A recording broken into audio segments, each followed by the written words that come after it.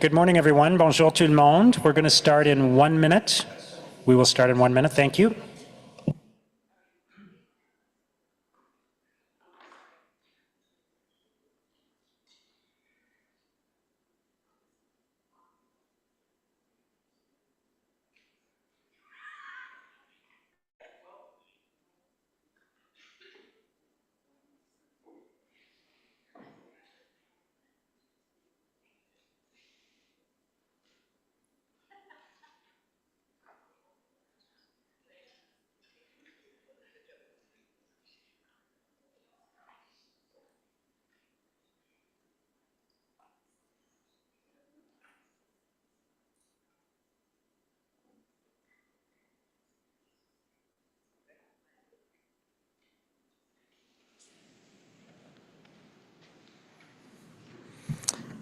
Bonjour tout le monde et bienvenue. Good morning, everyone. Welcome to City Hall. Great to see so many people here today. And I want to call the meeting to order and to begin by acknowledging on behalf of Ottawa City Council that Ottawa is built on unceded Anishinaabe-Algonquin territory.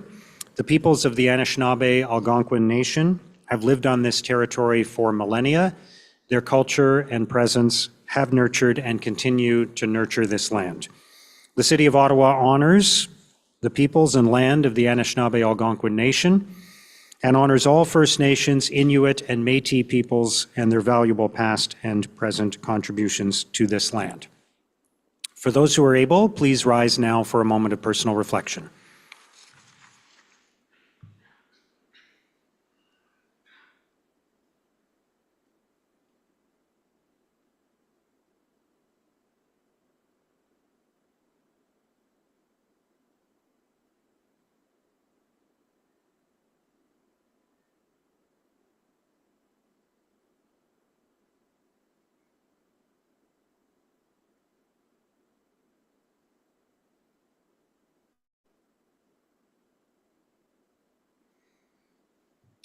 Thank you. Merci.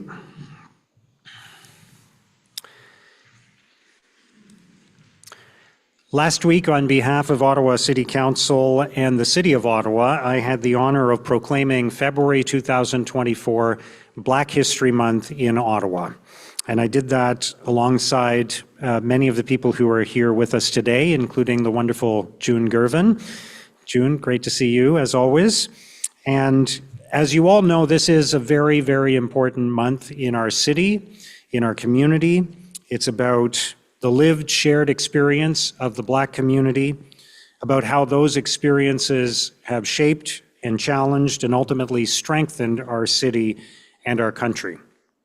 It's about honoring trailblazers. It's about telling stories. It's about celebrating progress. And it's about recommitting to the work that we still must do. So I'd like to now call upon Councillor Ralston King, who is our liaison for anti-racism and ethnocultural relations, to introduce our guests this morning and also our performers. We will have not just the national anthem, but a performance of Lift Every Voice. Councillor King. Thank you so much. Appreciate it. Good morning, everybody. Thank you, Your Worship, colleagues, city staff, and esteemed guests. Today, City Council is pleased to recognize the significance of Black History Month. It is an amazing time for us to come together as a community to honor both the achievements and lived experience of Black Canadians. February serves as a time of remembrance, education, and celebration of the invaluable contributions made by Black Canadians in the City of Ottawa. The 2024 theme for Black History Month is Black Excellence, a heritage to celebrate, a future to build. This theme celebrates the rich past and present contributions and accomplishments of Black people in Canada while aspiring to embrace new opportunities for the future. This month is an opportunity to collectively listen, engage, and learn about Black Canadian histories and the culture of newcomers, which greatly contribute to our city, our province, our nation, our economy, and our society. When we reflect on our history, we are witness to stories of resilience in the face of adversity, of courage amidst oppression, and of unwavering determination to forge a brighter tomorrow. From the earliest settlers to contemporary leaders, Black Canadians have left an indelible mark on the cultural, social, and political tapestry of our city and our nation. In Ottawa, we are privileged to stand on the shoulder of giants.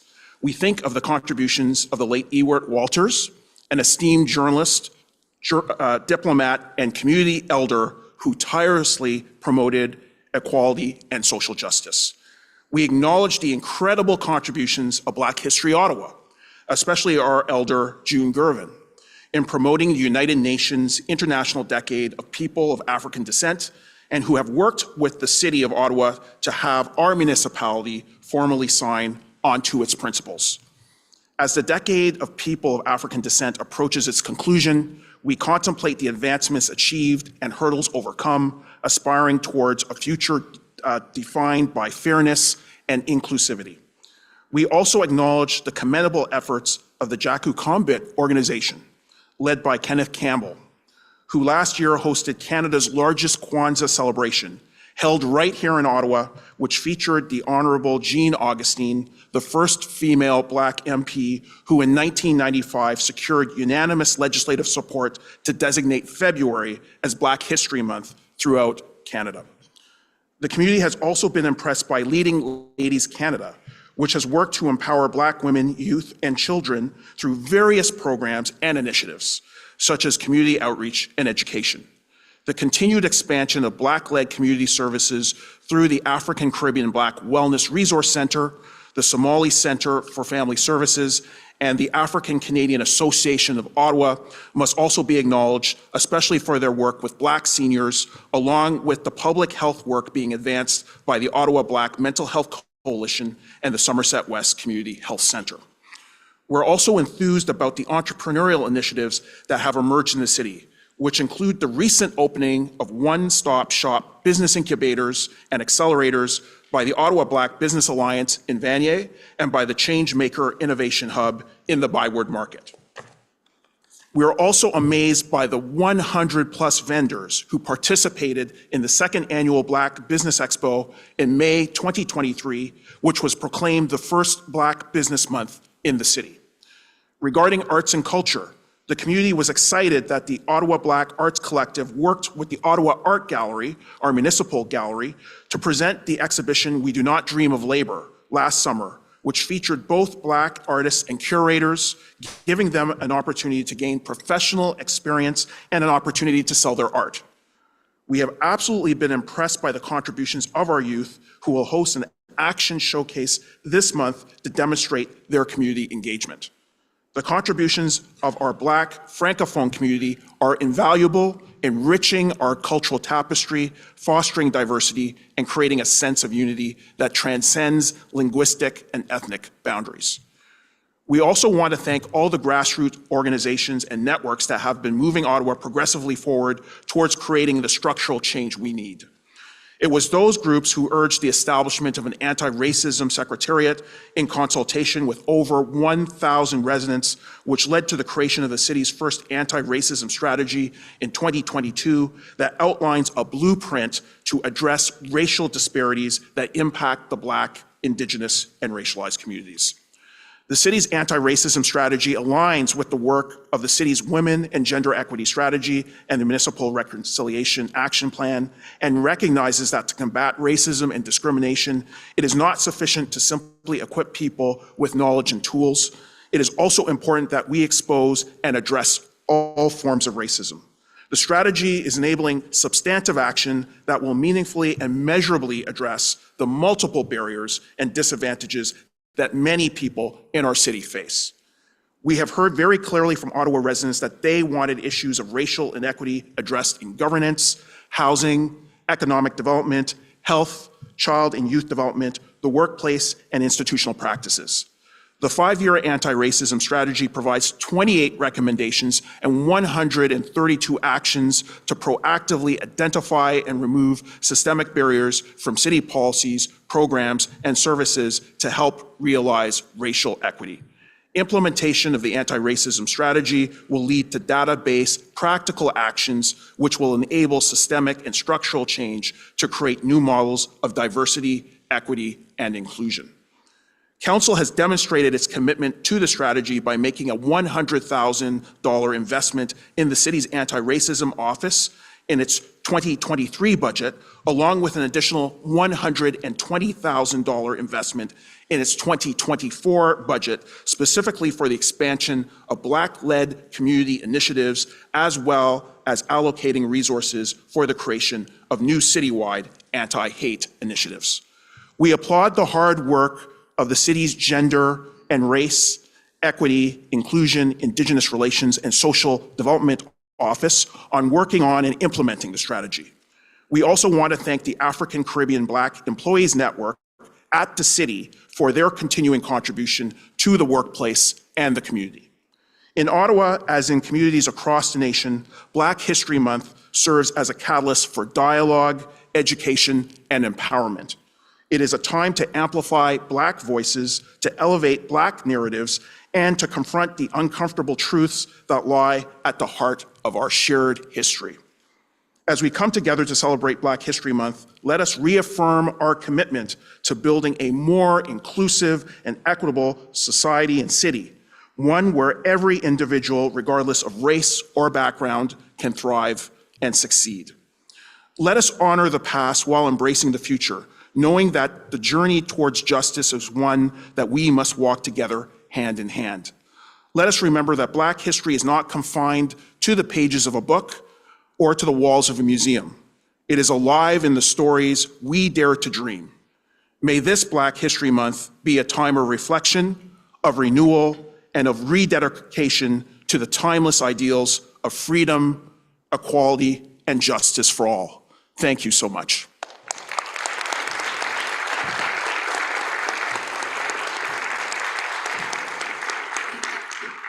And once again, I'd like to thank our esteemed guests who joined us today. It is now my distinct honor to introduce Claudine Mitchell, who will sing both O Canada, our national anthem, and Lift Every Voice and Sing, popularly known as the Black National Anthem here in Canada and the United States. Claudine Mitchell is an Ottawa-Gatineau-based entrepreneur, educator, singer, and MC. An avid lover of music and singing, she has been the key soloist for various events in Ottawa, Toronto, Quebec, and internationally, has shared her soprano voice in local community choirs. She is a successful entrepreneur and pours her time and love into teaching and educating our next generation. Hailing from the sunny island of Jamaica, she loves her people and culture and always endeavors to support her community wherever she goes. As such, she has recently been elected as the president of the Jamaica Ottawa Community Association here in the nation's capital. We invite Ms. Mitchell to sing O Canada, immediately followed by Lift Every Voice and Sing. O Canada, our home and native land, true patriot love in all of us command, car ton bras c'est pour te le pays, il s'est porté la croix.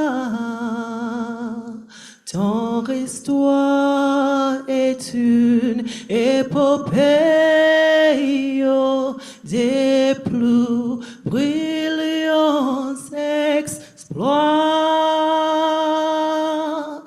God keep our land glorious and free. Oh, Canada, we stand on guard for thee. Oh, Canada,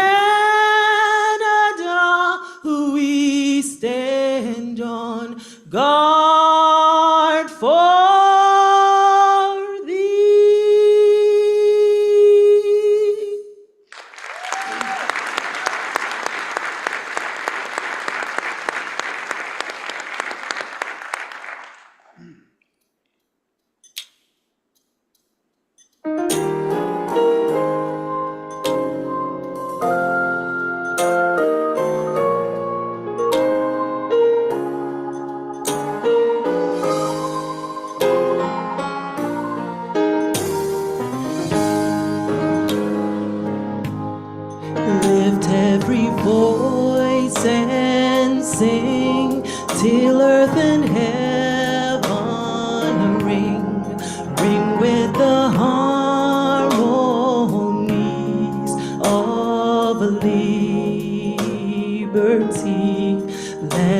rejoicing voice.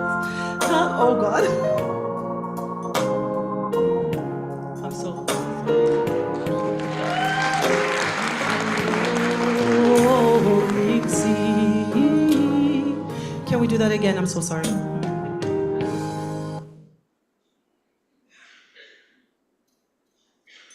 all get nervous, even the best of us. Okay, I'm so sorry.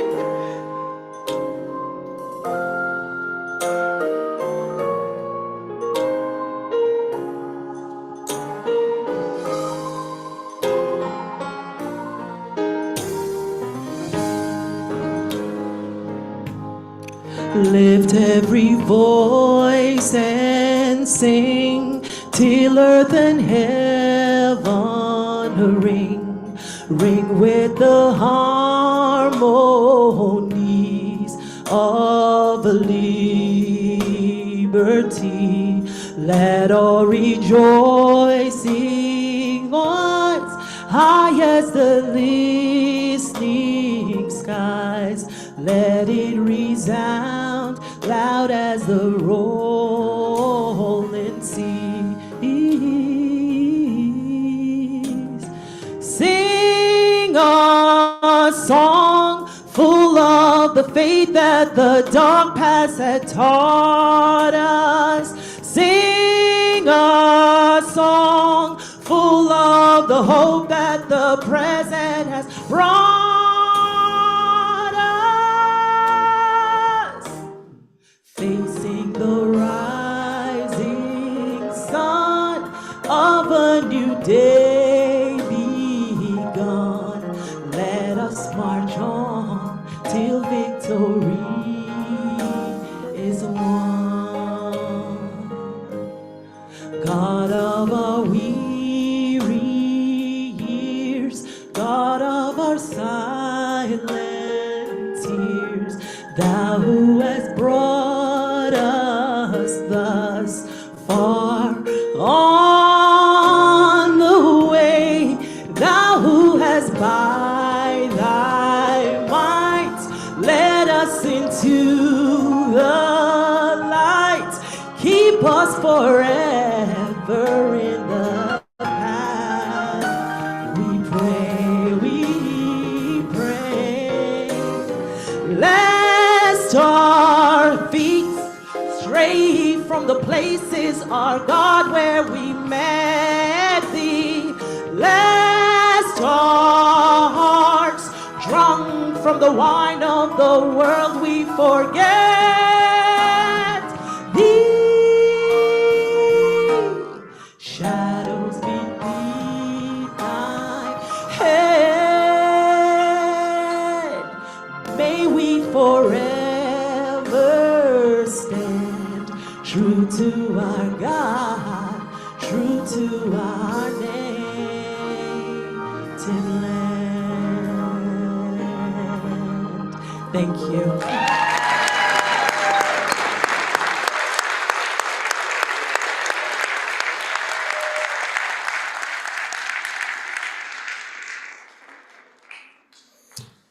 Amazing. Thank you so much. I don't know if they already have an anthem singer for the Super Bowl, but maybe it's not too late. Wonderful. If I could ask members of the community to come up, please, just to take a photo with us, that would be great. Thank you. Where do you want to do this? Back here.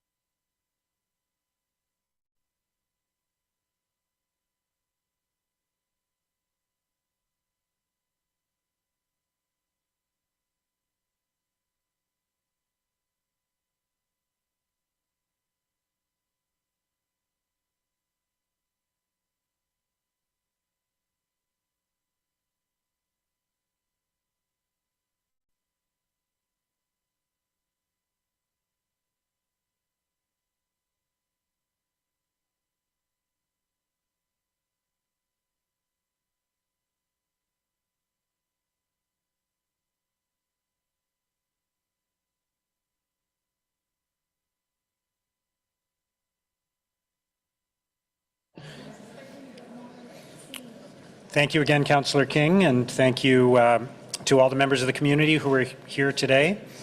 I will now ask the Deputy Clerk to do the roll call, please. Councillor Luloff. Councillor Dudas. Present. Here. We're both here. Councillor Hill. Councillor Curry. Here. Councillor Kelly. Present. Councillor Gower. EC. Councillor Kavanagh. Present. Councillor Johnson. Here. Councillor Devine. Here. Councillor Bradley. Here. Councillor Tierney. Present. Councillor Plante. Ici. Councillor King. Here.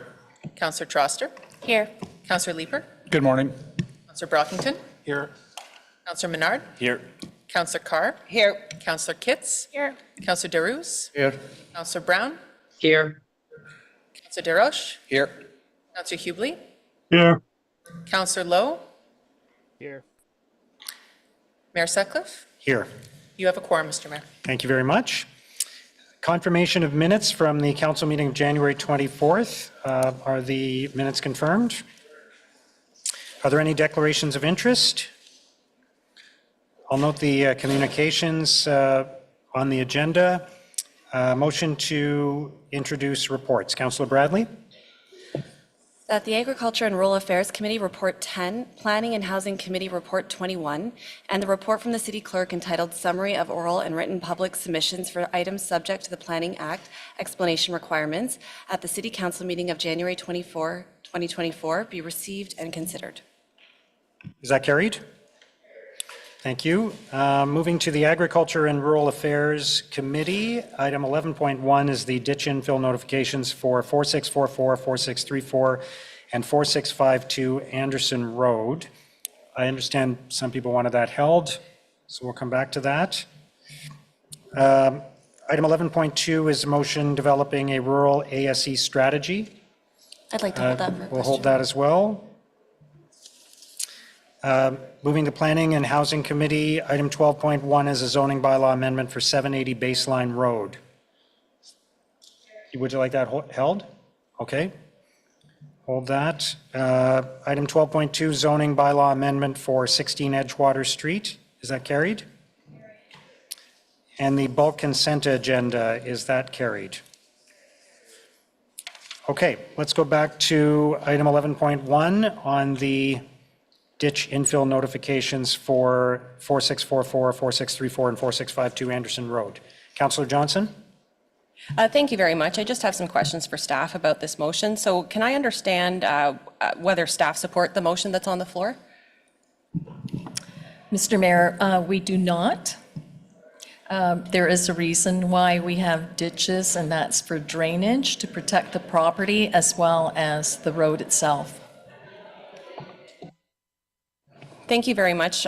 So I did speak with Councillor Darouz about this ahead of the meeting, but I will be dissenting on this motion for a couple reasons. One, I understand that some of this relates to the plans at Taywin and not having the appropriate information. Is that currently the case, that this is subject to some future Taywin application? No, I do not think it is. Oh, okay. All right. So perhaps it isn't. So even better. But nonetheless, given that we have a tremendous amount of ditches in our ward, in Cityview and Crestview, we're undergoing an enormous ditch rehabilitation project over the next 10 years to bring these ditches up to speed. And so I've been working with IWSD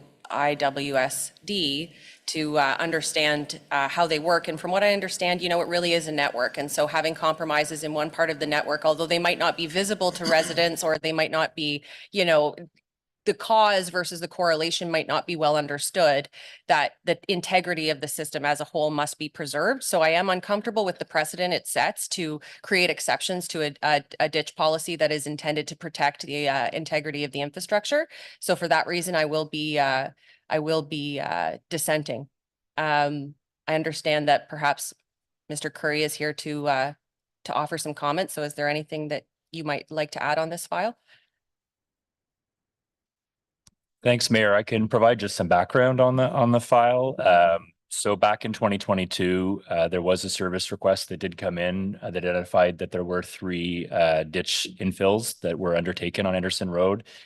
Staff did attend the site and speak to the property owner and speak about the mechanisms that were available for relief from the ditch alteration policy. So recall back in 2022, there were two way forwards. One was a local improvement application, and the second was through a development agreement. The property owner, in collaboration with our colleagues in Infrastructure Water Services, was provided with the opportunity and the information to undertake a local improvement application. They've elected not to do so. So we have issued 2 notices of violation.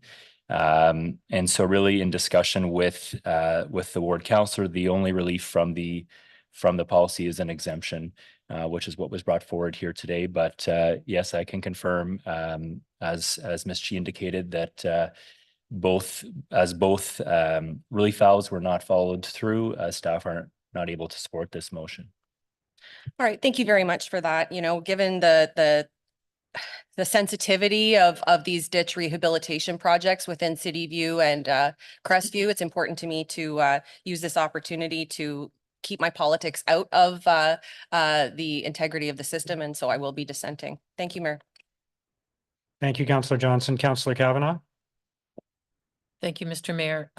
Much for the same reason as Lane. We've worked really, really hard on ditch policy.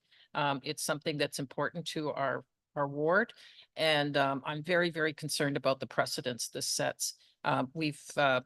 We know that ditches can be very, very good for drainage, and this will, you know, create a feeling of why can't I do that too? And I'm very concerned because you cannot break the system. If you fill in a ditch, basically you're screwing up the whole system. So I cannot support this. Thank you. Thank you, Councillor Kavanagh. Councillor Curry. Sorry, Councillor Carr. Thank you very much, Mr. Mayor. I just have a couple questions for staff first, and then I'll make a comment. So just to confirm, these ditches they were city made for control of drainage and they're on the right of way? That's correct, Councillor. Thank you. Can I understand what are the merits that were presented for filling them in? And I guess perhaps that's a question for Councillor DeBruce. Thank you very much, Mr. Mayor, and thank you, Councillor Carr. The problem is in the city of Ottawa, we have so many ditches, and I don't remember the number of them, but a rural area depend on lots on our rural ditches to cut the water to the outlet. Some area have so much waters and some area has less water. If you take West Carleton per se, they only have 5 municipal drain. In Osgoode Ward, we have 22. In Rideau Goulburn, they have 25. And even if you go in the east, there is more water. In that area, in particularly, we have multiple municipal drain, and it goes under also the watershed of the Bear Brook, which is we're doing watershed study on it. So in a few years back, like Mr. Query mentioned, the resident called because they burn 3 sump pump in the same spring. When we have the melt comes, and it depends on the melt how it comes, the waters fill up the ditches, and the ditches in that specific road, it's around 8 to 9 feet deep. So they couldn't actually maintain it, and every time the water comes into the ditch and circulate around the house. So they've been burning pump and they've been having flood. So they called the city multiple times. The city doesn't have, which is Councillor Lane Johnson's 100% right. We are working on a ditching program, it's not available right now. And so the landowners did their own solution. They went and they closed it. City came in and of course gave them a ticket. Gave them notice and up on an inspection, and we're working with a whole area. There will be a watershed study right now, as it's very close to the Taywin development that's happening in coming soon. So instead of ripping those 3 ditches today, we work with staff I work actually to bring that motion to making sure we'll look at the watershed study that's happening around that area. Secondly is if there is an issue, if you look at where it's being resolved, if there is an issue while we're monitoring, staff doesn't even have to come to council, they can go and rip them. So really from an area where we're not gonna rip them today, let's wait and watch and see what's gonna happen and monitor the situation. And if there is an issue, we have every right to go and rip them apart. So that's basically what is the whole motion is all about. Thank you, Mr. Mayor. Thanks, Councillor Carr. Thank you for that explanation. And while I understand that there's some context provided and the rural context is definitely different, recently the city staff completed a report on the floods of August 10th, 2023. And as the councillor who had the greatest amount of reported floods in the area with significant damage to homes, I'm really cautious to approve anything that sets a precedent.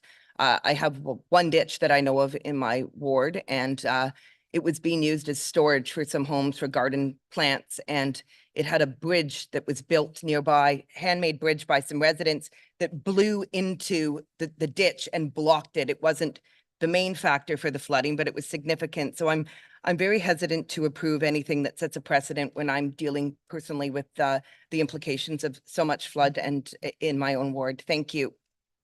Thank you, Councillor Carr. Councillor Curry? Thank you, Mr. Mayor. Just briefly, you would maybe think Canada North doesn't have any ditches, but in fact we do. In our new boundary, we added quite a few more.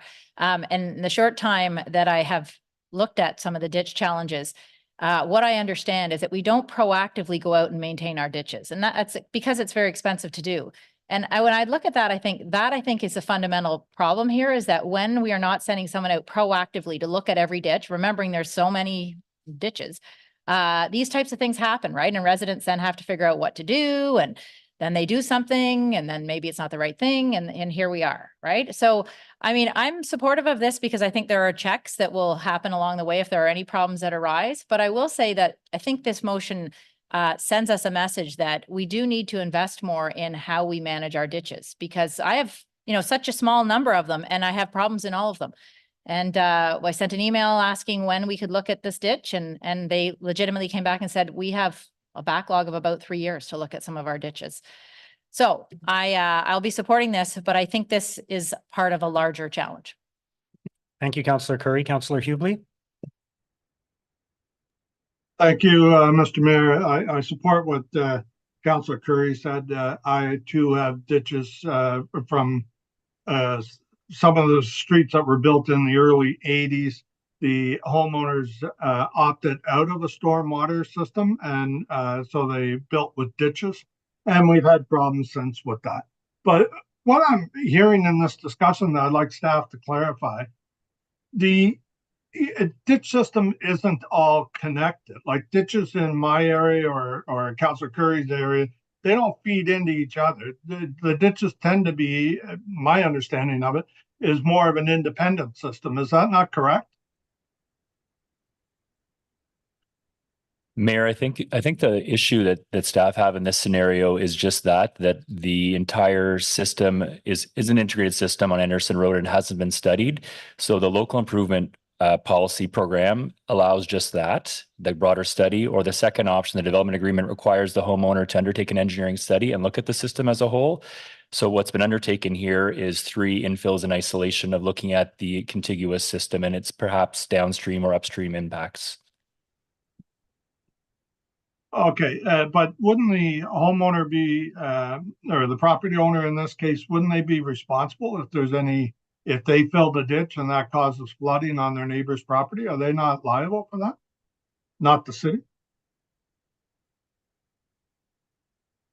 Mayor, I'll defer to legal to clarify, but certainly there would be civil action, certainly. But yes, in the way that the motion has been structured by the councillor is that if there are issues in the city's right of way, that the city would be empowered to undertake the enforcement under the Use and Care of Roads Act and the site alteration bylaw to remove the what's been installed by the 3 homeowners.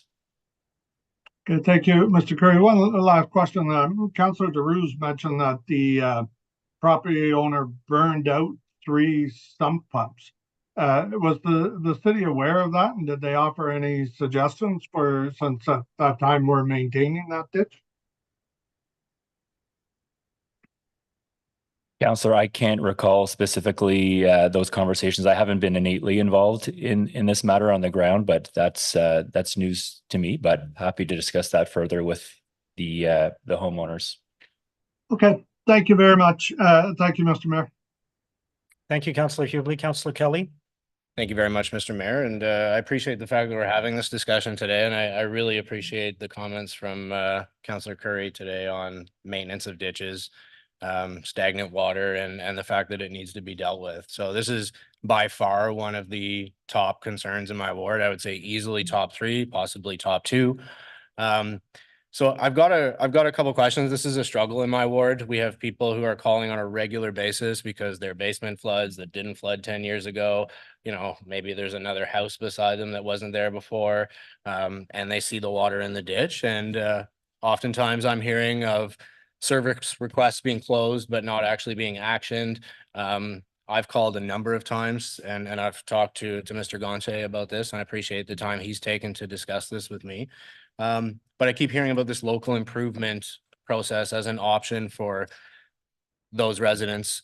How long, if a resident was to put in an application or to start that process today, how long would that period of time take to get that local improvement through and actually get the work done? So back at the end of 2022, council did approve a new ditch infill policy and revamped the local improvement policy program. So the local improvement policy program, it takes in between 6 to 9 months usually from the initiation of the letters through the response process to the approvals process. It involves an engineering study and a petition element that requires a certain majority of residential support. Okay. And to the best of your knowledge, what has the maintenance regime been like for rural ditches or this particular ditch that we're discussing today? When was the last time the city went out there to clean it or make sure it was functional? Mr. Mayor, maybe I can step in on that one. I don't have the specific dates on this location, but back to Councillor Curry's comment, which is correct. Right now, a lot of the maintenance is done on a reactive basis. We try to get through priorities that are flagged as problematic, but we haven't been able to get more to a proactive approach because basically we're trying to keep up with the reactive approach at this point. Yeah. And has there been any noticeable impacts on the surrounding neighborhood or community as a result of these 3 addresses taking action on their own? No, I can confirm that there hasn't been any observation they were installed in summer 2022, and there hasn't been any observation in terms of flooding at this point on Anderson Road or in the properties abutting. And of course, there are provisions in the councillor's motion. Should there be any issues, the city would be able to go deal with that, no problem. Yes, as I indicated earlier, the 2 bylaws do provide that mechanism for us to take corrective action. Thank you very much. I think this is the tip of the iceberg on the rural drainage issues, and I'm happy that we're having this conversation. And thank you very much, Mayor. I'll certainly be supporting Councillor Drew's motion. Thank you, Councillor Kelly. Councillor Luloff. Thanks again to Councillor Kelly for raising these issues. Rural ditches has been a major frustration for me in the rural portion of my ward as well. I understand that it is a system. However, sometimes ditches are not properly aligned. We've got one issue on Old Montreal Road where there's a convergence of two ditches, but one is misaligned, and so when there's the spring melt, it erodes the wall of one side of the ditch and then pushes all of the mud into a culvert that allows for people, which is essentially a bridge over top of Old Montreal Road. There's 2 very large culverts, and one of them is completely plugged, like absolutely completely plugged, which means that on the other side, the only culvert that actually is functioning puts out water twice as fast and floods the neighbor across the street. So I'm really, really glad that we are taking a deeper dive into the management of our stormwater system in the rural area. So really appreciate that this has been raised. I'm wondering if staff can answer, is there a program or is there an ability for landowners who are interested in filling in their ditch to culvert that ditch? Is that something that can be done? Can they make an application to put in a large culvert in the ditch if they want to fill it in? Or how does that work? Mr. Mayor, as part of that process, our Department of Infrastructure and Water Services would conduct a technical assessment to determine what would be the size and length of culvert necessary in order to infill around that.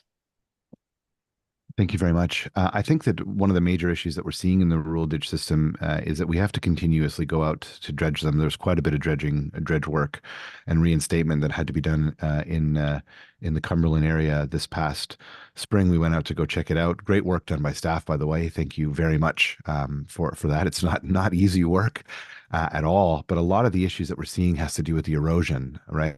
Like we're dealing with fast moving water on clay and on soil, and so you end up with ditches that are ineffective because they indeed fill themselves in at some point. So this is a far more complicated issue. I am inclined to support my colleague Councillor Giroux, especially if the liability is not there when it comes to the city, and that this motion is well crafted so that we can deal with any issues as they arise.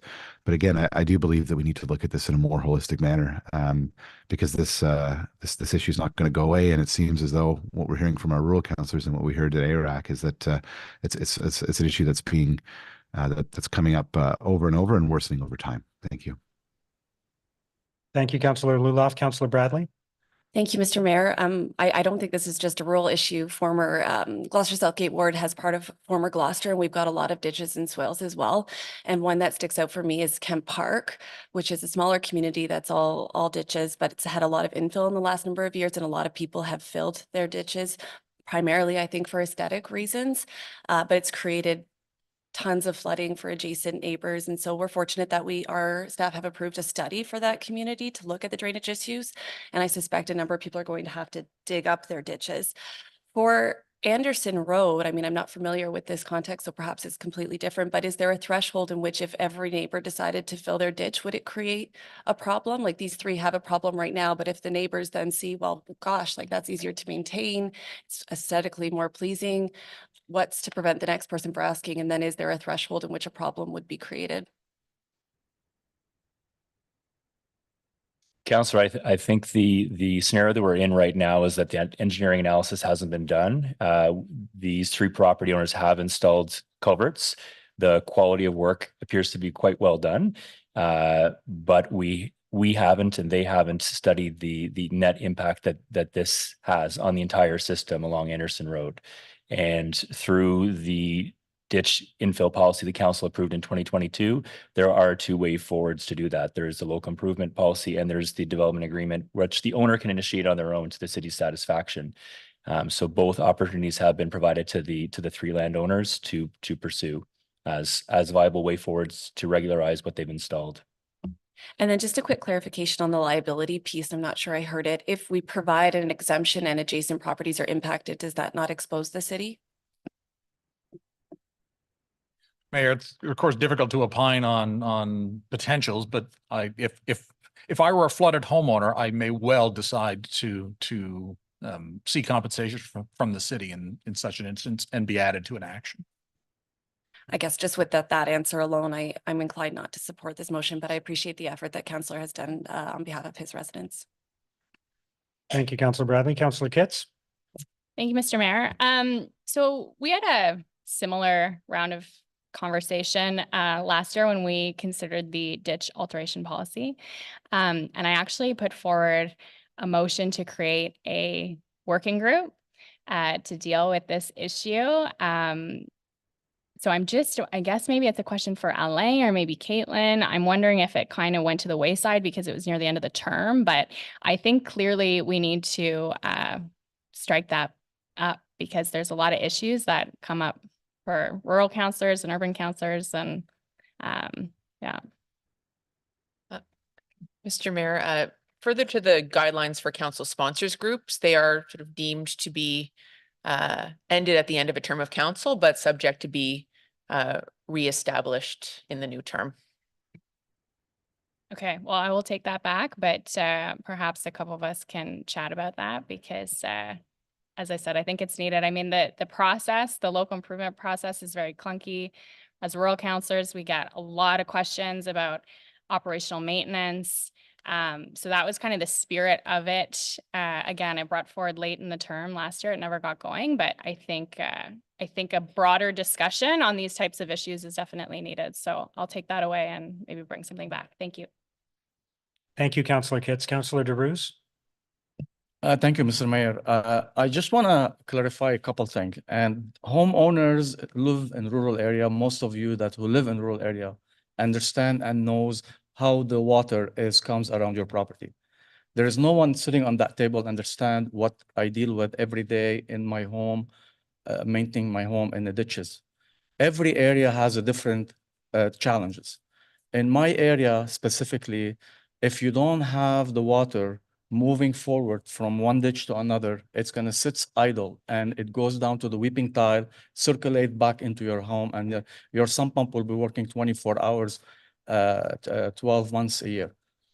So sometimes when we call ditching issue in rural area, and the rural council will understand that, because suburban and urban probably they don't deal with it much, and some of the suburban area council deal with it because it depends on the subdivision you have.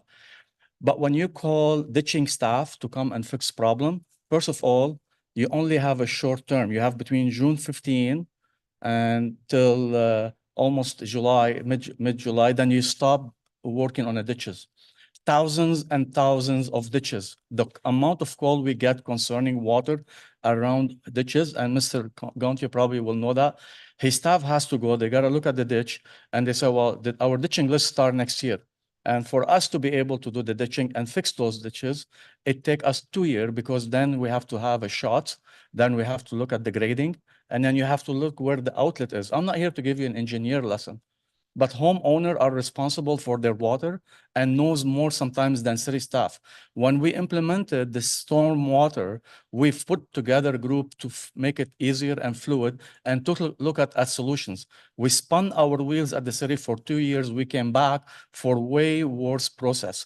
And I know Mr. Curry mentioned about the local improvement application. I wish and I hope that one of you will apply for that and see the process you have to go through to make sure the water goes from one end of your laneway to the other. It's going to cost you over $50,000, $60,000 because you need an engineer report. You have to have. I am not here to really hammer this, but this is really, guys don't understand the issue in rural area with water. It is way complex, and we do not have a proper system and proper maintenance ditching that we can do in the city, because our staff is really, they have lots of ditches to deal with, and it takes time to fix them. So locals improvement solution is not a solution. It is actually longer process. It costs you more money. And I understand sometimes the landowner needs to look at and see where is the water moving and help himself. From settlement from the road, it fill up your ditch, it block them. You gotta clean them. You're responsible for that. You cut the grass. We do everything in the rural area. Mr. Mayor, I'm happy to have this conversation, but Councillor Kitt is right. We should have working group and revisit those policy what we have, because the process we have right now, it's not fluid. Thank you, Mr. Mayor. Thank you, Councillor DeRuse. Councillor Brockington. Thanks, Mayor. I've certainly appreciated discussion I wasn't anticipating and having today, but very good. I think we're getting a few issues out here. So to staff, what is the result if the motion fails? That means staff would then approach the 3 property owners, and the onus would be on them to return the ditch to the original state. Is that correct? Mayor, that's correct. And how much would that cost? I don't have that quantum before me, Councillor. Apologies. So if Councillor DeRuse is correct and it costs the homeowners potentially $50,000 to $60,000 to convert their ditch to a culvert system, do you think that's an accurate estimate of what they've spent to date?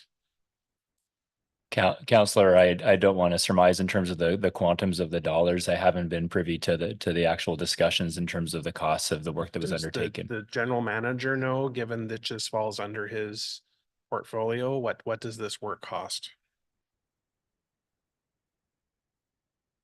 Councillor, I haven't seen the details in terms of the cost, but what I would say is that sounds like a high side.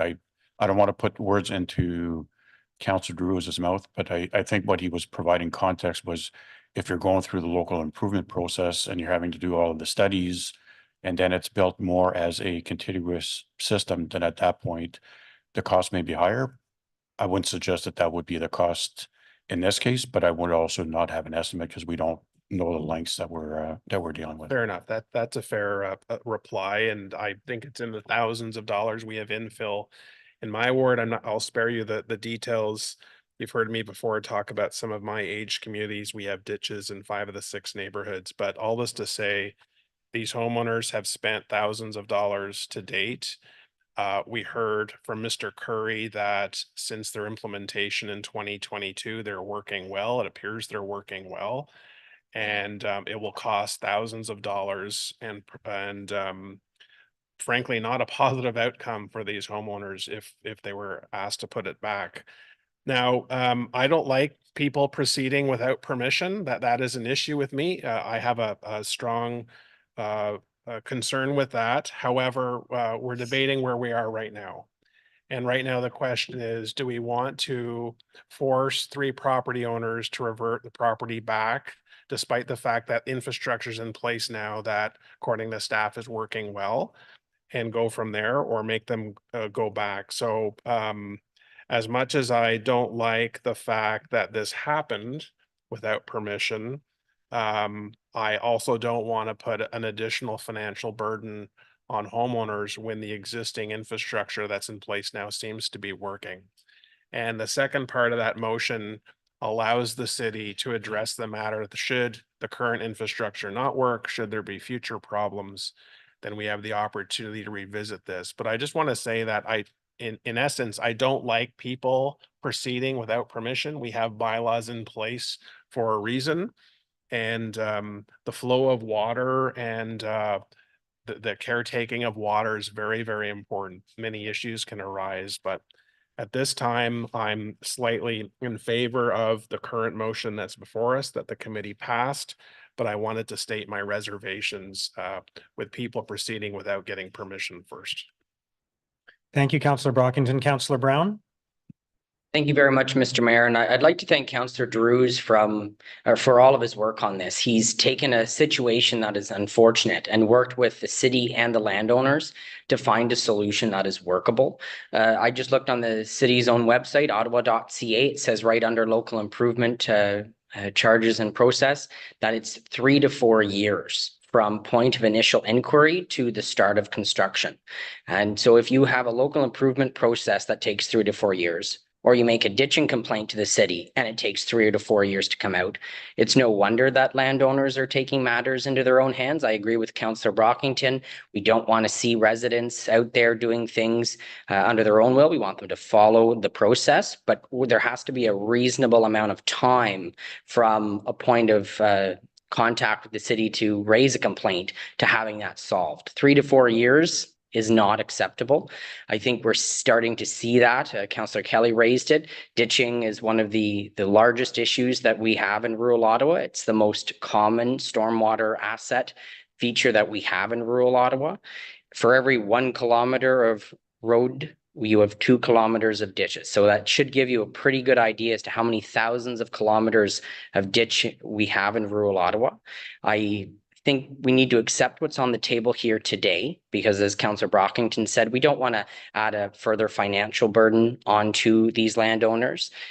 Councillor Drews has brought in, for this situation, a reasonable alternative to ensure that we can carry on going forward. But I think this is the opportunity that this council needs to say, hey, there are issues out there and we do need to take another look at it.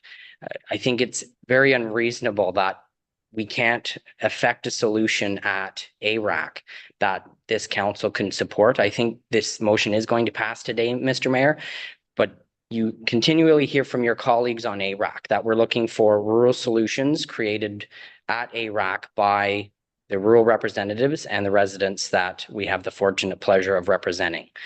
We just need a little bit of understanding that we're not urban Ottawa, that 80% of the city that you govern is in fact in one of the 5 rural wards. And it's okay to have different solutions for different areas of the city. The one size fits all approach doesn't work.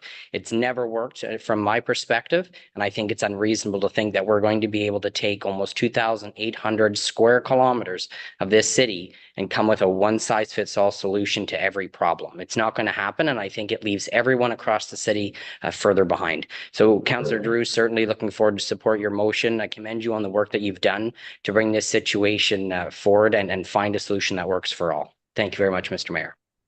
Thank you, Councillor Brown. Councillor Devine? Thank you, Mayor. Well, I'm certainly glad that we're having this debate. Like Councillor Brockington, I wasn't expecting to have such a detailed debate, but I think fundamentally, this conversation is addressing key issues that the city has to look forward to when it comes to infrastructure and stormwater management. So I'm glad that we're having this conversation. And fundamentally, I don't really see this fundamentally as a rural perspective versus non-rural perspective. I think this is a citywide issue that should be debated.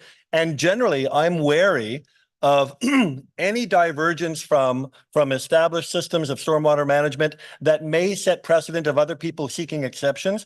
And while I appreciate that so many of my colleagues have been raising the question about gaps in ditch maintenance, I agree with you, and I certainly sympathize.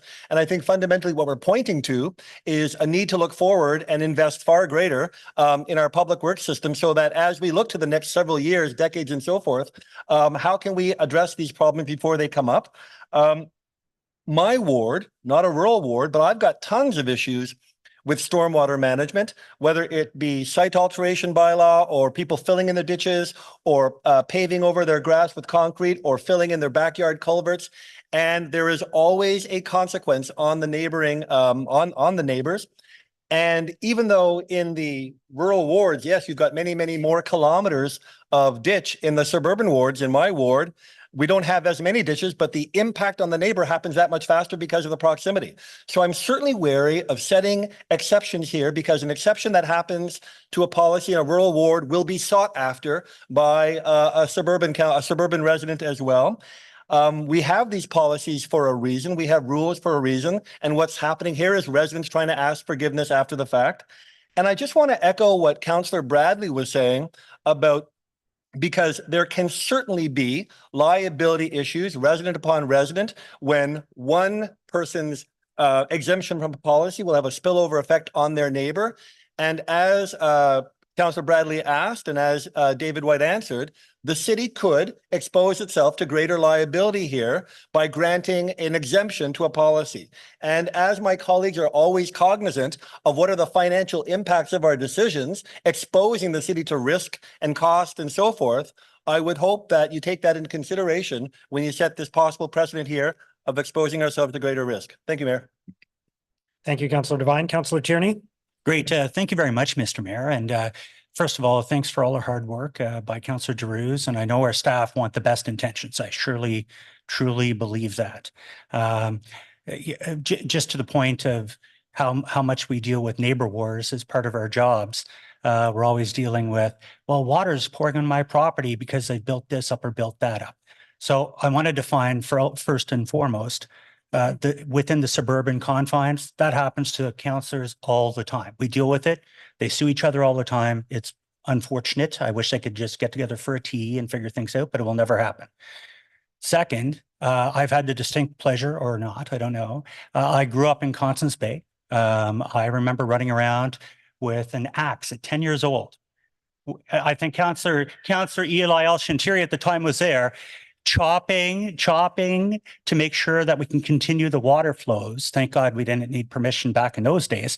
But that's how it was. We just kind of made do with what we had. Yeah, axe. Yeah, that's going to be a great headline. Yeah. But just to redefine the suburban and I do have ditches in my area that are inside the Greenbelt, Rothwell Heights, prime example, where they can take 2-3 years to re-engineer for, a 5-meter puddle that's forming somewhere. But this is thousands of liters of water. Rural ditches are not the same. They're completely independent. And the fact that they are stuck in their own devices, to be able to create these channels like the old days where we would chop, we would burn garbage. That doesn't happen anymore, George, right? But that's what you have to do. It requires a level of urgency that is not to the same test as the suburban and urban areas. Lots of water, little water. So on that note, how do we address, and I'm hoping move forward, especially where these areas that see tremendous water. And I was back in the rowboat days in Constance Bay to get to the bus, to be able to get to the school. It's always happening. Climate change is happening. We all know it. We're going to see more of it. How do you address rural ditches versus other ditches?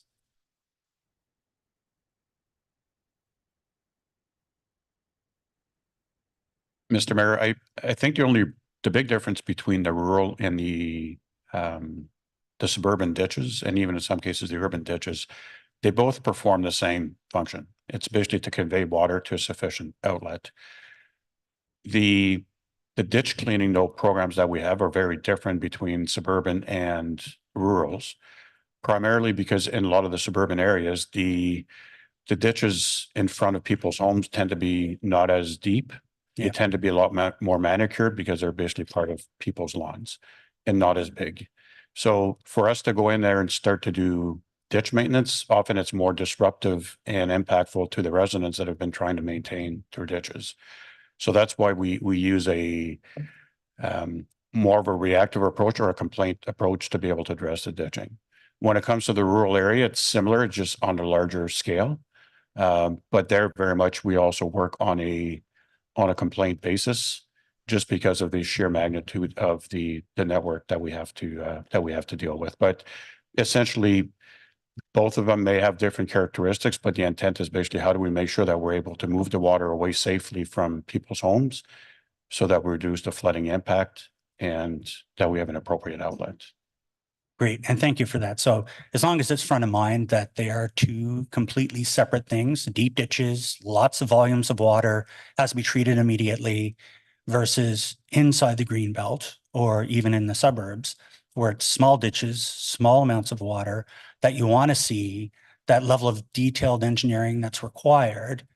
There's not much detailed engineering in the rurals. It's pretty simple. You just know where the maze of water is. It's like one of those old games. So I just want to make sure that there's some priority setting for urgencies where it's going to wash out roads or it's going to put thousands of liters of water on other property versus in the city, it's a little more manageable, smaller amounts of water. Not to negate it. Obviously, we have to deal with our water issues that come. We have no rain for a long time, and then we get hit hard. We have to deal with that in a different fashion than the rurals. I'm good. Mr. Mayor? Thank you. Councillor DesRoches? Thanks, Mayor. I promise we won't spend a lot of time on this, but there's been a lot of sharing this morning, and I agree with Councillor Brown in terms of the often unique circumstances that we see with the rural communities. And Councillor Brockington, I think, laid it out in a helpful way in terms of that we have to deal with the situation now in terms of the impact on these residents and the concerns over sort of an expansion of people doing things without permission. So I do want to share, some context as well for the community that I represent, that we do have a number of ditches. We have roads that really are now urban roads, but have a rural cross-section to them. And the discussion today was helpful, but I hope we'll hear similar voices when we get into the transportation master plan implementation to say we need to urbanize a lot of these roads that now are in the urban area, so that they can have proper stormwater, so that they can have proper lighting, so that they can have the proper transportation infrastructure to enable things like cycling. And I do get those comments from constituents of my ward that we provide the cycling capacity within the urban area and then they leave it. And we have a rural cross section and that cycling network ends. So again, I look forward to this task force or this working group. Again, there's a lot of unique challenges, but I think the TMP will hopefully solve some of the problems with ditching in the urban area that we do need to invest in proper urban infrastructure instead of having rural roads. Thank you. Thank you, Councillor DesRoches. Okay, I think we're ready to vote then on this. I'm assuming it'll be a recorded vote. I'll be voting in support of the motion from the Agriculture and Rural Affairs Committee, but I'll ask for the vote to be called, please. Councillor Tierney, Yes. Councillor Curry, Yes. Councillor DesRoches, Councillor Lowe, Yes. Councillor Hill, Yes. Councillor Brown, Yes. Councillor DeRuse, Yes. Councillor Brockington, Yes. Councillor Leeper, Yes. Counselor Hubbley, Yes. Counselor Luloff, Yes. Counselor Carr, No. Counselor Kavanaugh, No. Counselor Kitts, Yes. Counselor Plante, Oui. Counselor Devine, No. Counselor Johnson, No. Counselor Gower, Yes. Counselor Kelly, Yes. Counselor King, Yes. Counselor Troster, Yes. Counselor Bradley, No. Counselor Menard. No. Counselor Dudas, Yes. Mayor Sutcliffe, Yes. 19 yeas, 6 nays. Carried. Thank you. Let's move on to 11.2, the motion on developing a rural ASE strategy. Councillor Bradley? Thanks, Mr. Mayor. I just had a question for staff on this one. I guess I'm wondering if staff are supportive of creating a separate ASE strategy for rural communities, and what, if staff could explain, they see as the nuances between, say, speeding in Greeley or speeding on Hunt Club Road. And also, I just want to understand how these locations are selected, because I was under the impression that everything was data driven. So if there is a particular rural road that has high speeds, that would apply equally across the city. So I just wanted to maybe grasp how the two areas are nuanced with this program. Mr. Mayor, right now, the council approved ASE program, the Automated Speed Enforcement Program, focus priorities on streets that have parks or schools that are fronting. We also have a pilot that's underway right now on some of the higher speed roads. And as we evaluate the pilot, we're going to be bringing that back to council to see recommendations for moving forward. The concerns that were brought up in terms of the rural areas was in a lot of the villages, there may not be a school or a park that's fronting. They may not have the same traffic volumes, and that it may create basically different perspectives in terms of the prioritization, in terms of where we're focusing the effort. So I think this is, and I can't speak for Councillor Brown that put forward the motion. We supported the motion in the context of it's an opportunity to look at ASE as a pilot only at this point in rural villages, to see using data to drive basically where would it be appropriate to be considering ASE cameras in rural areas or rural villages. And then from that, we would make the selection.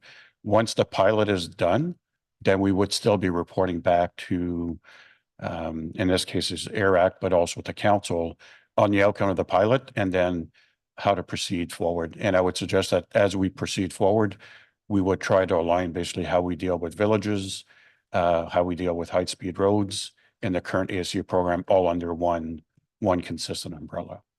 So is the concern that because rural villages don't have the same characteristics as urban or suburban neighborhoods, that they would be less likely to qualify for an ASE camera? Is that the concern that we're trying to address? So, you know, if they don't ever meet that criteria, they'll never get it despite having a problem with speeding? I don't want to speak for the mover of the motion. There are some areas in villages where we do have schools or parks, so they certainly, in those cases, the current program would apply. I think this is trying to look at outside of those areas to see, are there other locations within the villages where ASE cameras would be appropriate to address some of the speeding concerns. Again, the intent here is not to do an arbitrary review. It would still be to look at the data to make sure that the data actually supports the use of ASE cameras. And then at that point, bring forward recommendations to, in this case, AIRAC, on the locations that we would be looking at for the pilot in the villages, and then conduct a pilot and then report back to council subsequently. Yeah, I see Councillor Brown has his hand up, so perhaps when he speaks, he can clarify what his intent is with a separate strategy for rural communities. Thank you, staff. Thank you, Councillor Bradley. Councillor Devine? Thank you, Chair. I certainly recognize that ASE, automated speed enforcement cameras in general, has been a hot topic. Oftentimes it can be a very politically divisive topic, and I'm trying to focus on the implementation of these cameras based on a data-driven approach. And so I guess I want to focus in on one element of the motion, which is about councillor concurrence. And I certainly appreciate that the motion recognizes that the deadly impact of speeding in rural areas is in often cases far more devastating than outside, just because of a high prevalence of speed. So where I'm uncertain on the motion, a question for Mr. Gontier. On the issue of concurrence, because as I understand it, there is delegated authority for placement of cameras in community safety zones, i.e. adjacent to schools and or parks. And then there's citywide, a pilot project for placement of ASEs outside of those community safety zones. And I do understand that currently there is no concurrence required outside of this pilot. So my first question, outside of this pilot, for the placement of ASE cameras, either in community safety zones or outside of them, is there councillor concurrence required? So for example, of myself in my ward. Mr. Mayor, so under the current program that's approved by council, no concurrence is not, from the ward councillor, is not required. So the bit of the nuance though that I just want to provide in context is when a few years back, when we actually, before we started to implement automated speed enforcement cameras, we did a pilot at that point with about 8 cameras. And during the pilot phase, we had included councillor concurrence at that time. Now, once we came back with the results of the pilot and council approved moving forward with a permanent program, if I can call it that, the councillor concurrence requirement was removed. And the only reason why the councillor concurrence was included as part of the pilot is during the pilot phase, we want to make sure that we position the sites to be as successful as we can so that we have a meaningful pilot. So that's why at that time, the concurrence component was included. That's why we would support it as part of this pilot. But having it as part of the pilot does not imply that we would support it once we come out of the pilot and then we make our recommendations to council. Our recommendation would more likely at that point would be to align with the current requirement that does not require council concurrence. All right. So as I understand that, once this pilot is over and we just go back to systems as normal, then council concurrence would not be required, or even perhaps sought, but not required for placements. When, forgive me for not knowing, when might this current pilot, the extension of this pilot, when might that come to an end? Right now, the motion directs us to report back in the third quarter of 2026. 2026. And so then I guess just a question to the mover of the motion. With that, to Councillor Brown, when this pilot comes to an end, may I assume that rural councillors, yourself or others, well, you can only speak for yourself. May I assume that you welcome the prospect that when the pilot ends and we revisit this policy, at least in terms of rural councillors, that the concurrence may be removed and this may revert back to just delegated authority from staff? Thank you, Councillor. No, I won't take anything off the table. I have no concerns myself. I know we're each elected to our individual wards to represent our communities. And as Mr. Gontier outlined, we want to make sure that based on the data and the locations that we set this pilot up to be as successful as possible, which is why we introduced the councillor concurrence piece when we were drafting it for committee. Thank you, Mr. Mayor. Thank you, Councillor Devine. Councillor Brown. Thank you very much, Mr. Mayor, and very pleased to see my colleagues engaging on this. One of the concerns certainly is the safety component. The 2020 Fatal Review Committee report that came out highlighted that 9% of all motor vehicle collisions in Ottawa happened in rural Ottawa, but the number of fatal collisions was 37%. So you have a much higher likelihood of being fatally injured and passing away in a rural motor vehicle collision than you would in an urban one. And certainly when we're looking at the gateway entry points into the more than 24 rural villages in Ottawa, you're seeing long stretches of roadway where you're traveling at 80 kilometers an hour. And as you enter into the village, it automatically changes over into 50. So many motorists certainly take their foot off the gas as they enter the village, but they carry on through, which is why we see those higher rates of speed as those motorists move through the villages. And one of the certain challenges that I have in one particular village, between the entry point of the village that has no stop sign, you just carry on in, to the closest stop sign is 10 kilometers away. So twice the width of Ward 3, if I can pick on Councillor Hill. And so you see that you can carry on and drive for a good amount of time at a high rate of speed. So when you enter into these villages, we want to make sure that motorists slow down and adhere to the speedway, the posted speed limits in the rural villages. This isn't about going around the system or creating a new system, but certainly looking at how we can create a program to address the safety concerns we have in our rural villages, knowing that many of them won't qualify under the current criteria of the program. Thank you, Mr. Mayor. Thank you, Councillor Brown. Councillor Kelly. Thank you very much, Mr. Mayor, and thank you to Councillor Brown for taking this on. This is another issue that I know understand is citywide. I know many councillors have issues with speed in their ward. But as Councillor Brown was alluding to, he used a stat that I hadn't heard before. But when I first sat down with the Ottawa Police, when I first got elected, I was told a fairly astounding stat that you are 8 times more likely to die in a car accident in a rural ward than you are anywhere else in the city. And that is because of the speeds that you can get up to in the rural wards, the openness of those roads, and the ability to get to those speeds, and it's dangerous. So it is an issue, and I'm actually looking at, so the City of Ottawa's Road Safety Action Plan had identified several areas where they wanted to focus: vulnerable road users, pedestrians, motorcyclists, and cyclists. No one's going to argue with that. Intersections. The third bullet is rural roads. The fourth one is high-risk drivers, distracted drivers, another really important thing. So I'm wondering, across the city in the rural wards, how many speed cameras do we have? Mr. Mayor, I should know that answer off the top of my head. I'll check with Phil Landry if he's on the line just to confirm the number. I want to say 40, but I don't want to guess. Specifically in rural areas?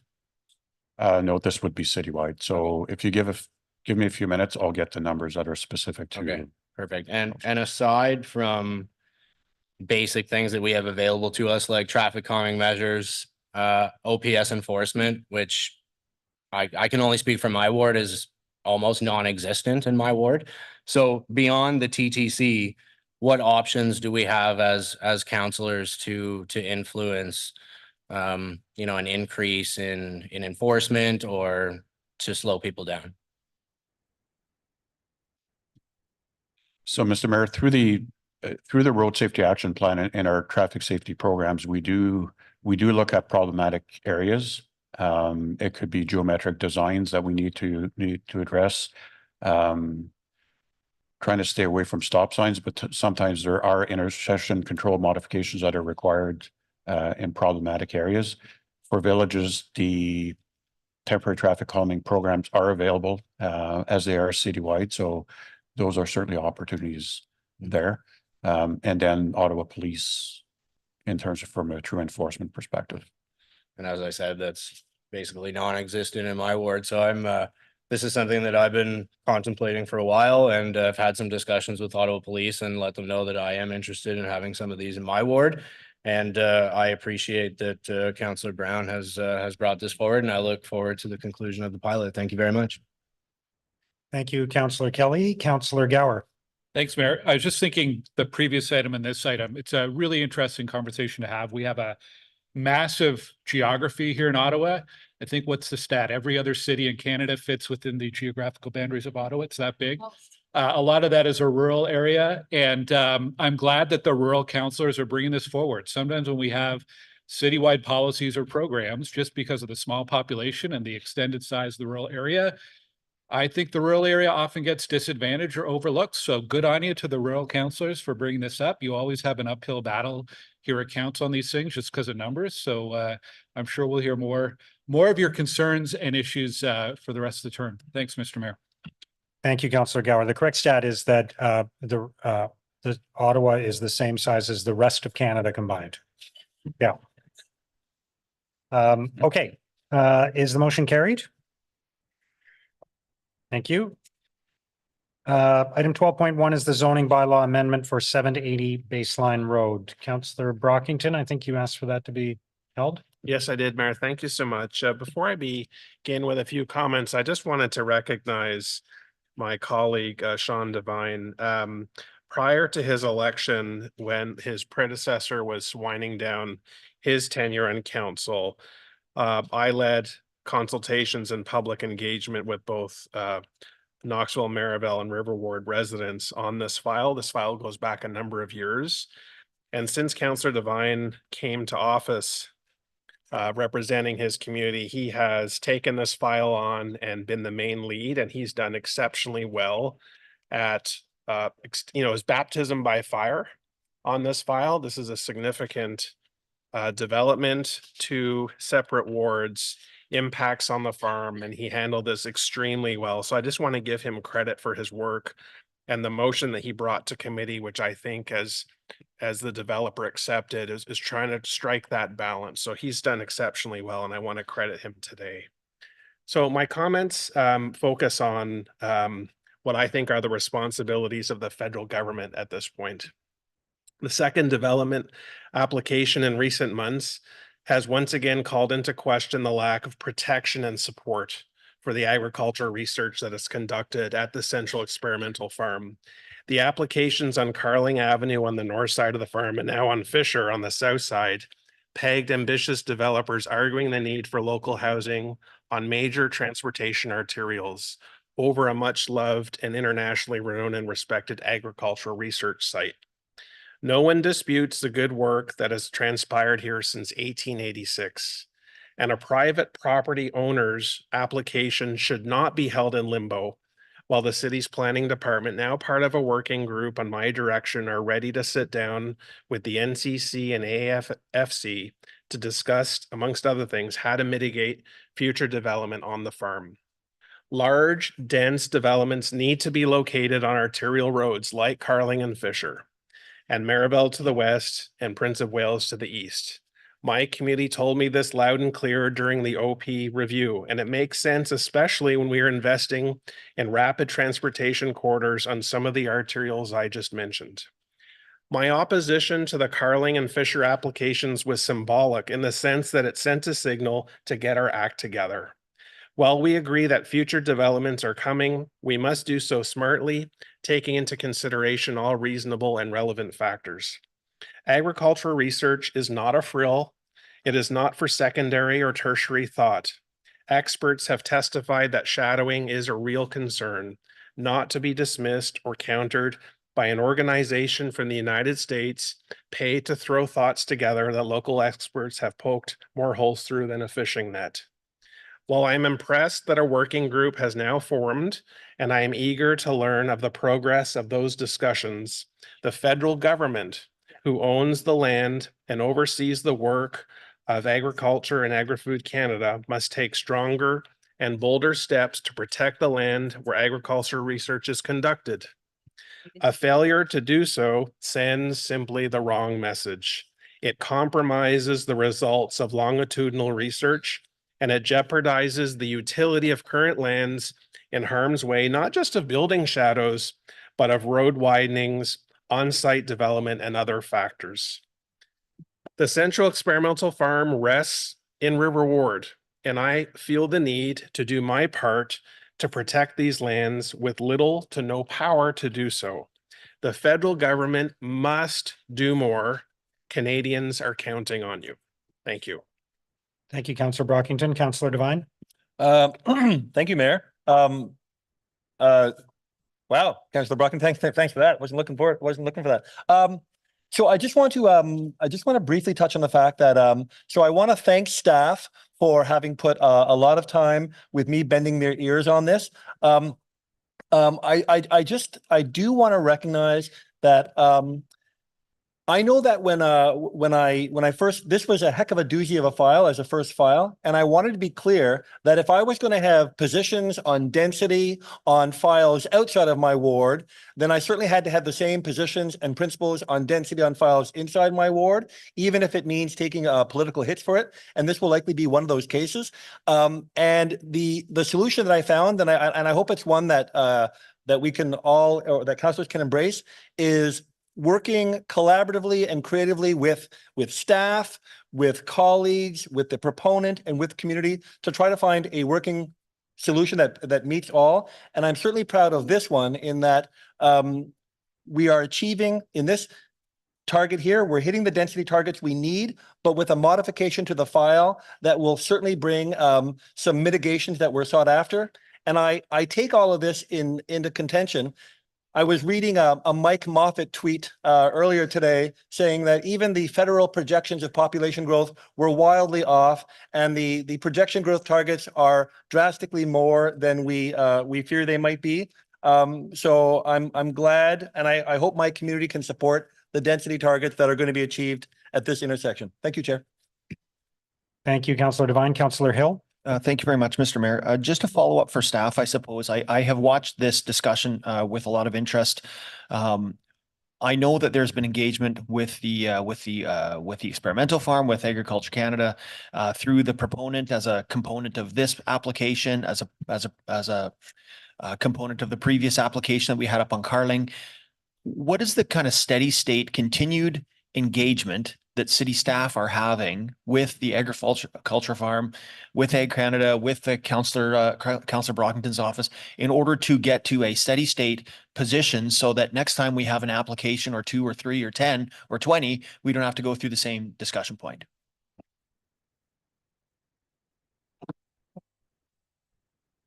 Mayor, the city staff are working with Ag Canada. We've started those discussions. We're currently working on nailing down in terms of reference for what that broader study might look like, with the goal ultimately to define what that steady state and provide certainty to developers that may come in with proposals along the corridors surrounding the farm. At this point in time, there are policies within our official plan that do support development. They do support height and density. And through those discussions with Ag Canada and our policy group, and the National Capital Commission, our goal is to try to refine those policies in ways that can mitigate potential impacts on the farm. But today, the framework that we're working in is generally fairly supportive of development and density along all of the corridors surrounding the farm. Thank you. Okay, thank you. Is the motion carried? Sorry, dissent from Councillor Brockington? Okay. All right, moving ahead, there are no in-camera items. Item 15, disposition of items approved by committees under delegated authority. I'll just point out that that includes from the Agriculture and Rural Affairs Committee a recommendation on a grant application review for the Rural Community Building Grant Program, and also a motion on manure drag lines in rural Ottawa. So that's, I mentioned that so that it's clear that we dealt with not only ditches, but manure drag lines during our council meeting today. So is that received? Okay, motion to adopt reports, Councillor Bradley. That the Agriculture and Rural Affairs Committee Report 10, Planning and Housing Committee Report 21, and the report from the City Clerk entitled Summary of Oral and Written Public Submissions for Items Subject to the Planning Act Explanation Requirements at the City Council meeting of January 24th, 2024 be received and adopted as amended. Is that carried? Thank you. Motions of which notice has previously been given. First motion from Councillor Brockington on Social and Economic Prosperity Review. Councillor Brockington. Thanks, Mayor, again. So the Association of Municipalities of Ontario is spearheading and advocating amongst its members a provincial review, social and economic prosperity review. Municipalities across Ontario are facing increasingly complex challenges, such as tackling homelessness, climate change, without the financial tools to solve them. We believe, AMO, it's time for the province and municipalities to work collaboratively towards solutions for the long-term stability and sustainability of municipal finances. AMO has called on the Premier to propose an update of the partnership between provincial and municipal governments to build sustainable communities, a solid foundation for economic growth and quality of life. A social and economic prosperity review would help to create a sustainable, accountable provincial-municipal relationship where both orders of government can meet the responsibilities grounded in affordability, and fiscal sustainability for both levels, fairness for taxpayers and affordability for residents, coordinated and timely infrastructure investment resilient to climate realities, increased housing supply and affordability, robust health and social services supporting increased economic participation, long-term economic development and prosperity for Ontario and its communities, modern, effective, and streamlined service delivery. It's certainly the right time for a province-wide conversation, and that's why AMO is calling upon its members to support the call to have councils pass resolutions encouraging to reach out to the province to ask for this type of review. So Mayor, I think that's fairly straightforward. We're certainly aware of our economic challenges. The a third of municipal spending in Ontario is for services in areas of provincial responsibility, and expenditures are outpacing provincial contributions by nearly $4 billion per year province-wide. So this is the time to support this initiative that AMO is leading and requesting Ottawa's support in this regard. Thank you, Mayor. Thank you. Councillor Johnson. Thank you very much, Mr. Mayor. I won't take up too much time, but I just wanted to offer that I was pleased to second this motion as a representative to the Federation of Canadian Municipalities, along with Councillor Tierney. There's no doubt that the biggest call for other levels of government is a new municipal fiscal framework. And so AMO putting together this campaign was certainly in line with what the FCM is also trying to achieve through their advocacy. And so I wanted to be sure that we had this on the floor today to demonstrate that Ottawa is ready to do its part, to rise to the challenge, as we always have been, to support large, national issues. But we need a different way of financing. We have many committee and council discussions that fall into this this line of conversation. And so this is an action we can take today. However, large or small you may consider it, it is important for us to stand up for our cities and to advocate for our own value in the broader landscape. So thank you. Thank you, Councillor Johnson. Councillor Tierney. And thank you, Councillor Johnson and Councillor Brockington. FCM has a long time been working on a lot of these things. As you remember, the old gas tax, now they call it the Canadian Building Fund. I guess the title was wrong, but we've fixed that, and we continue, and we're preparing to launch through FCM our new growth framework, and what that would look like from a federal perspective, where we have guaranteed money coming directly to our municipalities, something that we wish. But at the same time, the province does have a serious role as well, because unfortunately, as much as the federal government wants to pass us the money, we do have to work through and with our provinces. So I'm glad to see this today. Hopefully you can get a sustained income level through the province agreement in place through AMO, and we'll look for the hard work that comes ahead. Thank you. Thank you, Councillor Tierney. Is the motion carried? Next is a motion from Councillor Curry on Police Services Board Chair compensation. Councillor Curry.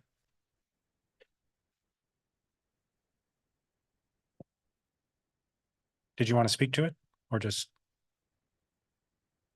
No, you don't. I was just waiting for it to go up there. Don't I have to at least do the therefore? No, I think you introduced it at the last meeting, so that's fine. All right, forget it. I'm not reading anything. So this motion is fairly straightforward. You understand what's happened at Police Services Board. We have a new chair, thank God, that Salim Fakarani has stepped in to do that. And he is a provincial member, and he also has other work in his life, and it's a lot to ask him. But this motion is basically asking council to approve that he be financially compensated, given he's now taking a leave from work to try and cover this. So it's only fair, and temporarily while we look for someone who could be our community member and potentially chair. And that process is ongoing. Anyway, hopefully you will support that. And thanks again to member and chair, interim chair Fakarani. Okay, is the motion carried? Thank you. Motions requiring suspension of the rules of procedure. Motion from Councillor Carr, seconded by Councillor Kitts. As a follow-up to the discussion we had on the voluntary donations issue, this is a motion that would change the timetable based on new information, would change the timetable for staff to come back with a policy so that we can respond to that sooner. So on suspension of the rules, is that carried? Councillor Carr, you want to speak to it? Thank you very much, Mr. Mayor. I'll read it in and then just speak to it briefly, if that's okay. Whereas on January 24th, 2024, City Council considered the report titled Motion Memorandum of Understanding with Catassa Group and approved authorizing the City of Ottawa to enter into an MOU with Catassa for the purposes of realizing 2 voluntary contributions as amended by the following motions. Motion 2024-2905, which provided that an updated policy framework for voluntary donations for community benefits be developed in order to ensure consistency of approach and application to improve transparency with a prescribed delegated authority for the allocation of resources, and that the policy include a toolkit and scripts to help bring uniformity and clarity to these discussions for all parties, and that public consultation, including the development industry and the Ministry of Municipal Affairs and Housing, be included, and that this policy be presented as part of midterm governance report for council's consideration, and motion 2024-2906, which provided in part that until such time as council considers a new policy framework for voluntary contributions through the midterm governance report, any future voluntary donation agreements with developers that may come forward be allocated on a citywide basis under delegated authority of the respective general manager. And sorry, I think I need water. Whereas on January 29th, 2024, Catassa Group issued a statement indicating it would no longer provide the contributions as contemplated, citing in part that the process with respect to voluntary contributions was unclear. And whereas the Catassa Group statement highlights the need for the updated policy framework described in motion 2024-2905 to be in place as soon as possible to provide transparency and clarity regarding any future voluntary donation agreements with developers.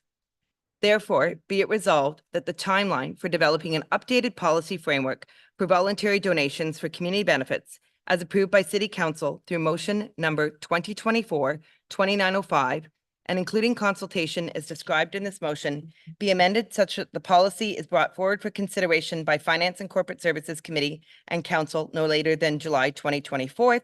So just to add, we had plenty of discussions on the topic of voluntary donations at the last council meeting where differing views and interpretations were presented. And where we had unanimous agreement was on my motion for a revised policy on voluntary donations that clearly defines a voluntary donation, how voluntary donations are accepted and who can accept them, if at all. Given the emergence of new information and the desire by both the public and council to ensure we are operating in a transparent manner, I'm now asking for your unanimous support to expedite the timeline of the updated policy framework for voluntary donations for community benefits. Thank you, Councillor Carr. Councillor Devine. Thank you, Chair. Just a few small questions to staff.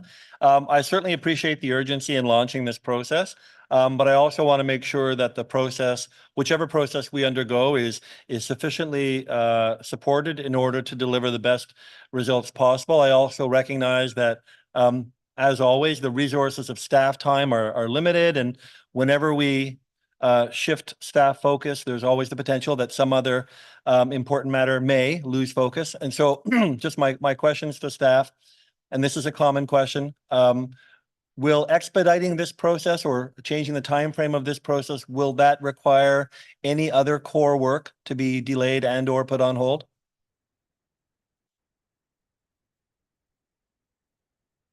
No, Mayor, I don't anticipate that. Well, I guess the easiest way to respond is to say that I believe that this can be accommodated within our existing kind of work plan and resources. Thank you. And the question I guess I'm more focused on. So as I understand it, in the original motion, this policy would have been delivered at midterm governance review. I think that was the timeline. Please correct me if I'm wrong. With this new timeline, so July 2024 as opposed to midterm, is this sufficient time for staff to conduct a thorough consultation process and formulate a new policy? Mayor, while the timeline is abbreviated, I think there will be sufficient time to essentially do that environmental scan to develop a sense of what options are out there and then to put that forward for consultation. Thank you. And speaking of environmental scan, so I can only assume that as we are in this situation due to recent provincial changes, Bill 23, then I am assuming that other Ontario municipalities are quite possibly experiencing similar gaps in policy. would there have been, if there would have been in the original time frame, an environmental scan of how other municipalities in Ontario are navigating this? If that were to have been part of the process, might this abbreviated timeline hinder our ability to do that kind of municipal consultation as part of the environmental scan?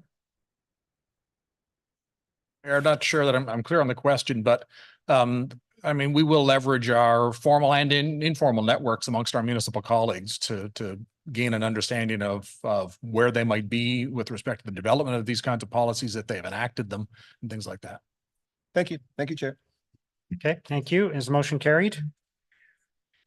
Next is a motion from Councillor Kelly, seconded by Councillor Leeper on clarifying the Greeley Secondary Plan of Subdivision 1600 Stagecoach Road on suspension of the rules. Is that carried?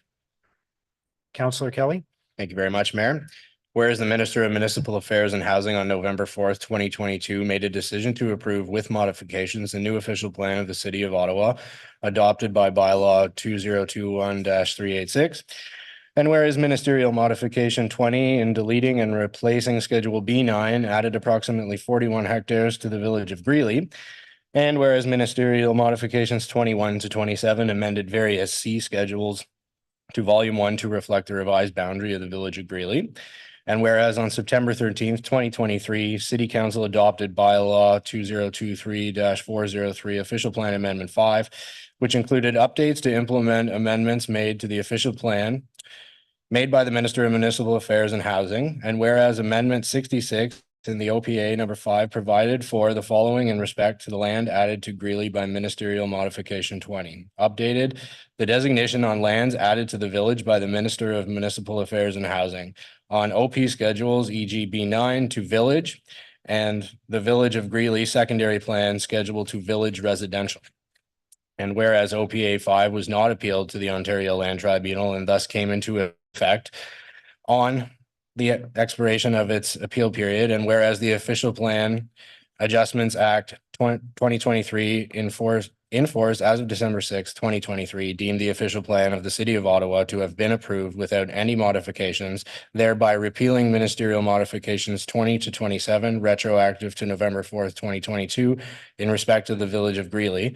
And whereas it is desirable to have the status of modification 66 and OPA 5 legislatively clarified. Therefore, be it resolved that the Minister of Municipal Affairs and Housing be requested to introduce legislation before the Legislative Assembly of Ontario at the earliest opportunity that would include the deeming of modification 66 to the Official Plan Amendment 5 to never have come into force. Thank you, Mayor. Okay, thank you. Is that carried? Dissent. Dissent. Dissent. Dissent. There are a few dissents. Did you note all of those? I have Councillor Luloff, Councillor Brown, Councillor Hill, and Councillor DeRuse. Is that right? Okay. Thank you. Next is a motion from Councillor Kitts that is actually a follow-up to the item we previously discussed on the agenda regarding ditches and a working group, which could have been introduced as a motion at that time, but I don't think you had enough time to get it ready. So I'm just going to recommend that we suspend the rules to allow that motion to be considered today on suspension of the rules. Is that carried? Okay. Councillor Kitts? Thank you, Mr. Mayor. Take 2 on this very exciting sponsors group. So whereas at the end of the last term of council approved the establishment of a ditch alteration and maintenance sponsors group to act as a sounding board and to work with staff to oversee the implementation of the ditch alteration policy, including a public consultation and education plan. Therefore, be it resolved, the council approved the reestablishment of the ditch alteration and maintenance sponsors group for the 2022-2026 term of council to be comprised of up to 6 members of council at large. And be it further resolved that the Office of the City Clerk circulate a request for interest for participation in the sponsors group with the intent of appointing members to the sponsors group at the next regular council meeting. And be it further resolved that a timeline with key milestones be identified when the terms of reference for the sponsors group are created. Okay, thank you. Is that carried? All right. Notice is a motion for consideration at a subsequent meeting. Councillor Plante. Oui, merci beaucoup. Alors que le programme Le Petit Bonheur a perdu son financement suite à la décision du patron de ne plus offrir de programmation aux 40 Cobourg et alors que le programme Le Petit Bonheur est l'un des rares programmes de jour qui dessert une clientèle adulte francophone ayant des besoins spéciaux, alors qu'il n'existe aucun programme fournissant une aide essentielle aux familles ayant des besoins particuliers, qu'il soit résolu que la Ville d'Ottawa prenne toutes les mesures nécessaires pour assurer la poursuite du programme dans une certaine mesure, que ce soit directement ou indirectement par intermédiaire de fournisseurs tiers. Il est plus résolu que le financement des loisirs renouvelables précédemment alloué au patron pour soutenir la programmation communautaire soit mis à la disposition du directeur général des services de loisirs, de culture et d'installation en vertu de pouvoirs délégués afin que la Ville puisse offrir des programmes similaires à ceux perdus par la suspension du patron, dont le programme Le Petit Bonheur et la programmation pour les aînés. Merci. Merci, Conseillère Plante. Motion to introduce bylaws. Councillor Bradley? That the bylaws listed on the agenda under motion to introduce bylaws, 3 readings be read and passed. Is that carried? Okay, confirmation bylaw. Councillor Bradley? That the following bylaw be read and passed to confirm the proceedings at the council meeting of February 7th, 2024. Is that carried? Inquiries. I believe there's an inquiry from Councillor DesRoches. Go ahead. Thank you, Mayor. In January of 2024, the Canadian Federation of Independent Business released a comparative analysis and a report on the cost and permitting process for home renovations by Canadian municipalities. What is the City of Ottawa doing to reduce the red tape for building permit applicants and ensure that the permitting process is efficient, including low permit fees and document requirements? Is there a sufficient financial reserve in the Building Code Services financial framework to temporarily reduce the permitting rates? Can city staff review the report by the Canadian Federation of Independent Business with a goal of pursuing some of the best practices identified? Thank you. Thank you, Councillor DesRoches. Motion to adjourn. Councillor Bradley. That the proceedings of the City Council meeting of February 7th, 2024 be adjourned. Is that carried? Merci. Thank you.